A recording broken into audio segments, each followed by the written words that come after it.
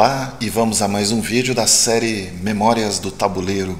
Eu sou Adriano Vale, sou mestre FIDE e criador da Academia Xadrez Vale, presencial em Brasília e online para todo o Brasil.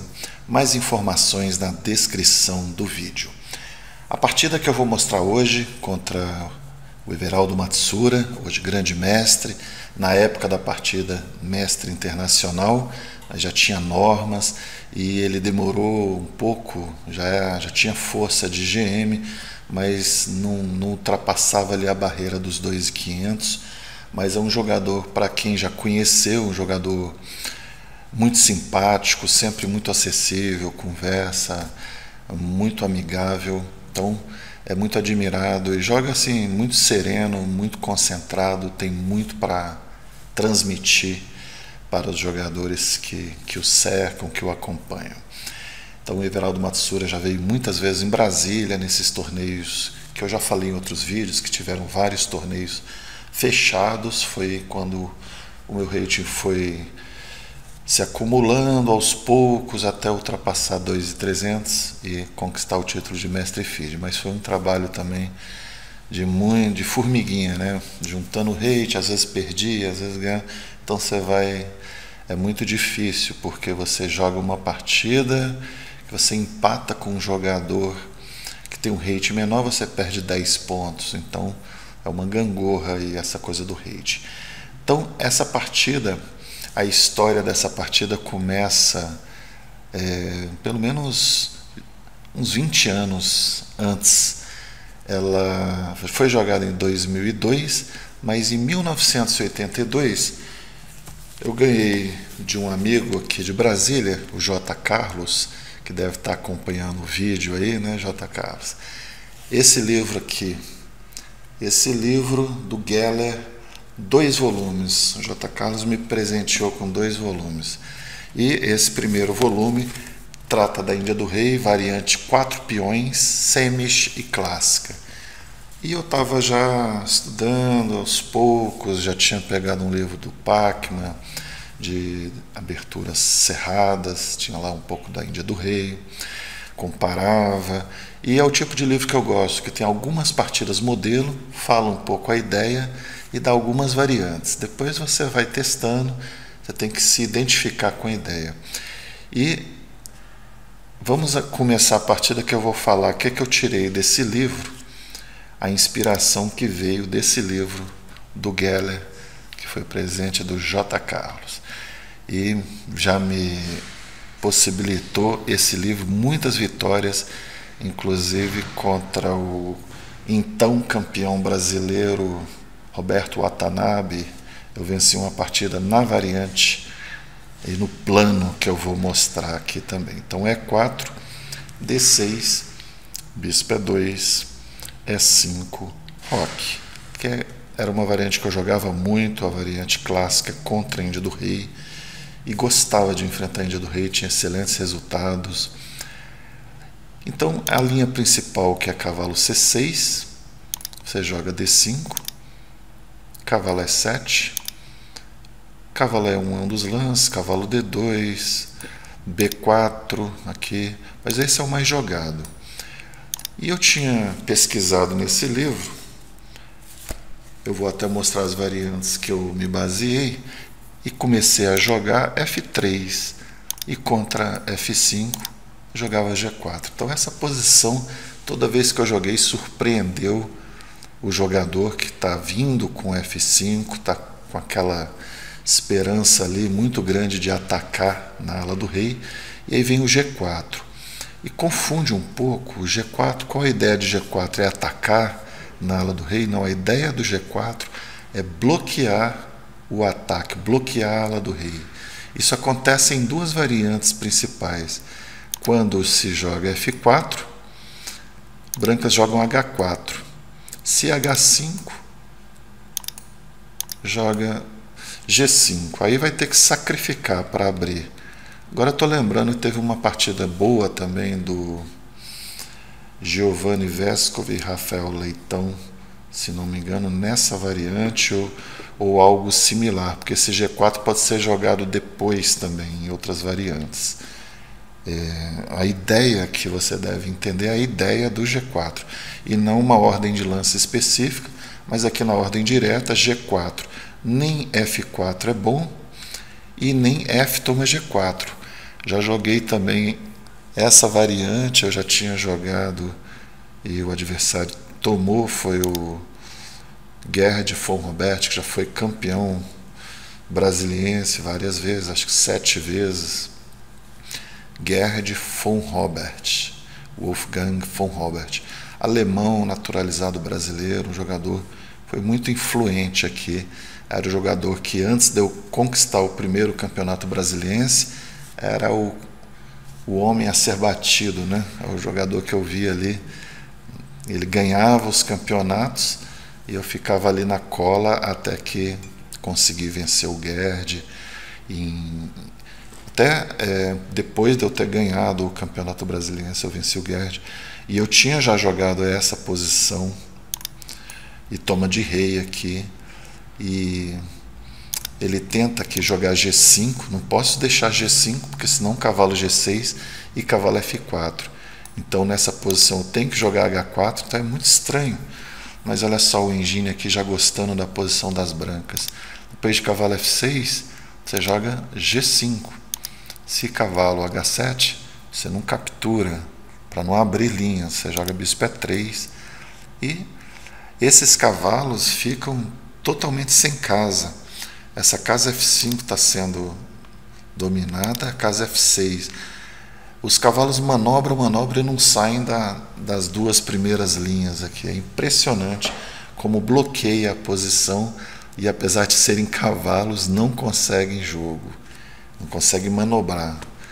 As casas chaves aqui estão dominadas. Então eu tinha essa ideia.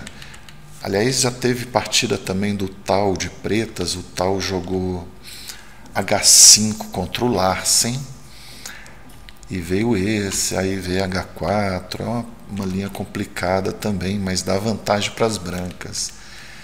Então, baseado nessa experiência, vamos à partida como seguiu aqui com o Everaldo Matsuura.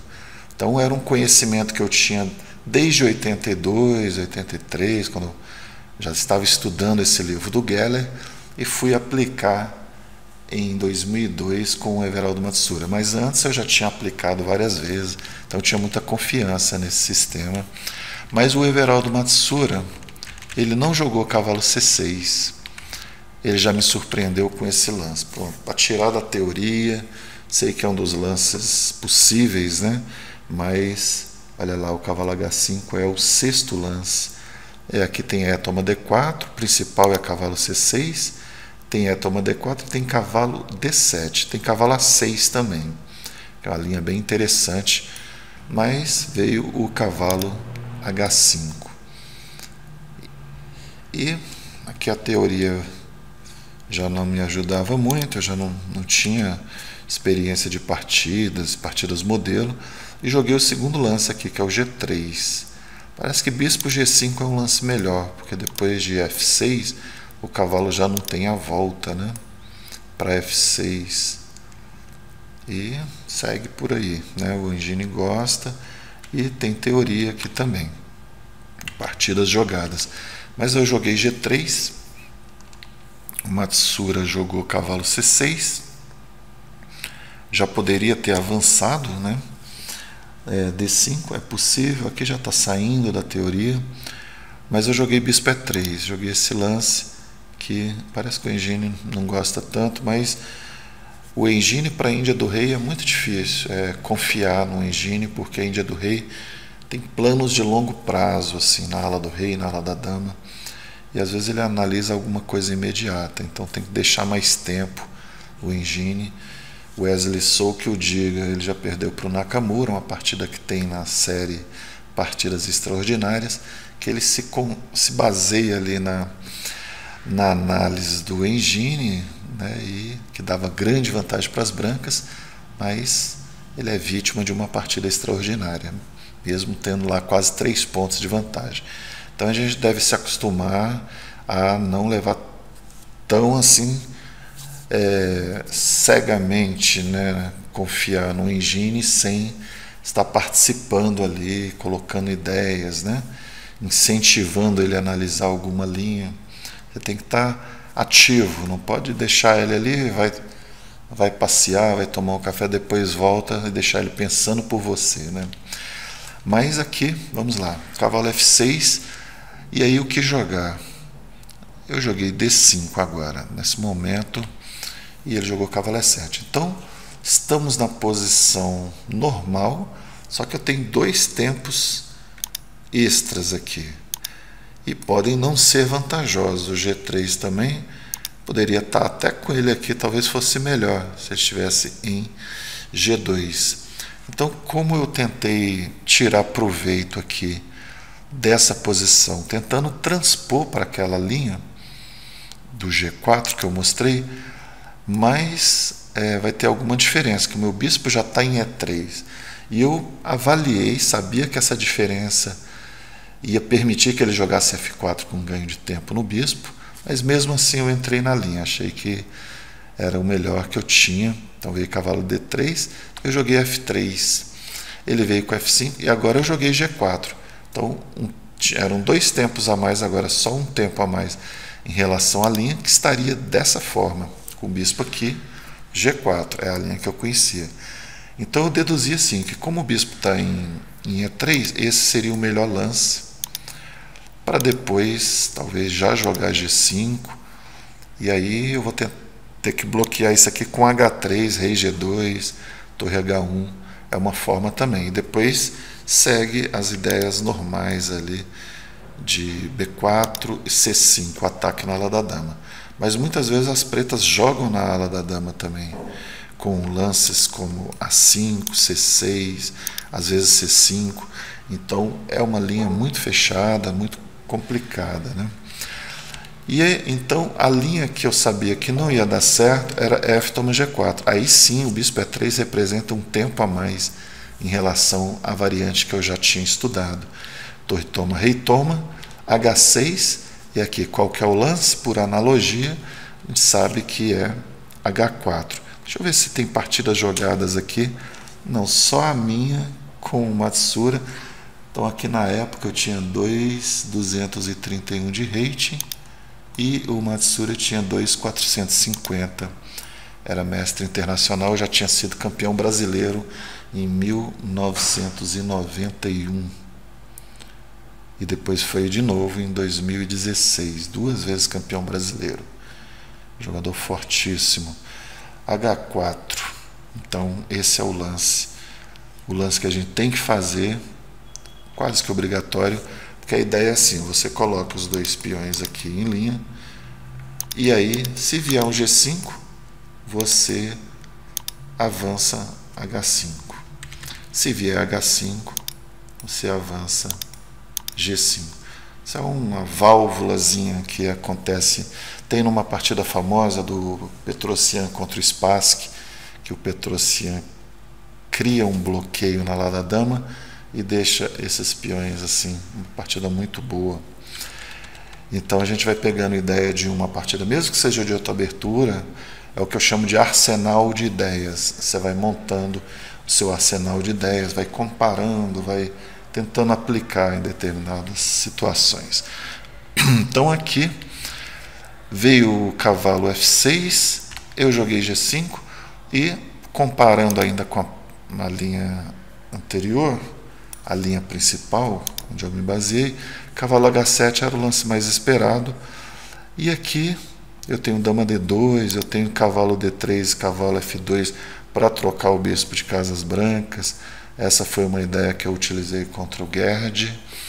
E se bloquear vai ficar difícil até sacrificar aqui, os cavalos vão ficar lá restritos à linha 1 e 2. É impressionante isso, vocês podem conferir. O cavalo vem, talvez venha aqui em B6 por C8, mas não consegue passar disso. Então, qual foi a decisão do Everaldo aqui? Ele jogou cavalo H5. A ideia é interessante, sacrificar um peão para debilitar as casas brancas. E eu tinha que aceitar, porque senão esse cavalo pode até entrar aqui, mesmo que seja sacrificando um peão, vai dar vida ao bispo. Então eu tive que entrar aqui aceitar, né, o sacrifício. E olha só, sempre parece que o rei está muito aberto, mas ele jogou o bispo H3 cheque, eu joguei rei G1, jogou dama D7, olha a ameaça, bispo G4 ganhando a dama, né? Mas aí eu capturei, dei a casa G5, se bispo G4, dama G5, e olha lá, ganhei um outro peão, e agora os dois reis estão muito abertos, bispo F6, mas eu acho que o meu está seguro aqui, né? Se ele trocasse as damas, eu ganharia uma peça. Agora, bispo F6 de novo, está ameaçando aqui bispo G4. Eu joguei rei H2, porque o que eu vi aqui contra bispo G4? Bispo G4 eu tenho H6, né? Ou H7. Olha lá, H7. E vou escapando aqui. Tenho a casa F7, esse rei H8, dama F7, ganho casas, ataco o bispo, não tem torre F8. Então não serve. Bispo G4, ele jogou torre F8, aí eu joguei cavalo D3, ameaçando o cavalo F2 e liberando a coluna G para a torre. Tava bom demais para ser verdade. A partida estava assim ficando muito a meu favor aqui. Ele tirou a dama, eu joguei cheque, ativei a torre e joguei bispo G5. Apesar de ser um bispo mau, é um bispo que defende a casa G7, né? Então, bispo D7, aí eu troquei e ameacei mate e a torre. Ficou bem difícil aqui agora. Jogou torre F7, tirou a torre e defendeu o G7. E agora, qual o lance que vem aqui para arrematar? Cavalo toma E5. Se peão toma, dama toma com cheque, rei H7, torre G7. E estou ameaçando o cavalo, toma F7. Ele deu cheque, eu joguei torre G2, torre toma, rei toma. E aqui ele abandonou, porque eu estou ameaçando o mate. Estou ameaçando o cavalo F7, se defende o mate, perde o bispo. Então não tinha mais esperança aqui, né? Agora, o que é uma vitória assim, sobre um jogador mais forte? Dá uma motivação muito grande, mas de forma nenhuma a gente pode pensar que ganhando uma partida do jogador mais forte, você é tão forte quanto esse jogador. O xadrez permite isso, existem momentos, existem oportunidades e você tem que estar esperando, você tem que acreditar que pode ser aquele dia a sua chance de vencer um jogador mais forte. Então nessa série muitas vezes eu vou publicar partidas, muitas vezes com jogadores mais fortes, e isso de maneira nenhuma quer dizer que eu estou passando a mensagem de que eu sou tão forte quanto o jogador. Mas é um momento de glória, né, que você ganha de um jogador mais forte, é o time pequeno ganhando do time grande ali, né, no futebol. Então é esporte, né, então tem isso. Agora, o que vale mais no xadrez, eu acho que é a visão do xadrez, o conhecimento. Isso aí vale mais do que rating, do que resultados, né? Tem muita gente que nem participa de torneios e tem uma profunda relação com o xadrez, independente de ganhar torneios, de ganhar de jogadores fortes. Então, a gente tem que ter a medida certa aqui de uma vitória, não é de maneira nenhuma desmerecendo o jogador, foi só um momento em que os fatores ali no tabuleiro me favoreceram. E eu acho que é fundamental você estar pronto para isso. Você tem que jogar com vontade e, se a chance aparecer, depois vão dizer que é sorte, mas tem aquela frase que sorte é preparo e oportunidade. Preparar-se psicologicamente para a oportunidade de vencer o jogador mais forte, porque pode aparecer. Então você tem que ter essa mentalidade Se você entra perdido, você já está meio caminho andado para realmente perder. Agora, se você entra numa postura combativa e de olho nas oportunidades, pode acontecer que em algum momento você tenha oportunidade contra um jogador mais forte. Isso pode ser em qualquer círculo, no círculo local, estadual, nacional ou internacional, né?